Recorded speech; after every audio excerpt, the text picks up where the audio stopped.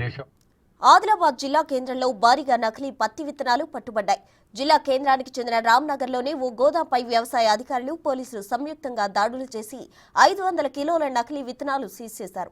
పట్టుబడ్డ నకిలీ పత్తి విత్తనాల విలువ 17,25,000 ఉంటుందని తెలిపారు. పోలీసులు కేసు నమోదు చేసి దర్యాప్తు చేస్తున్నారు.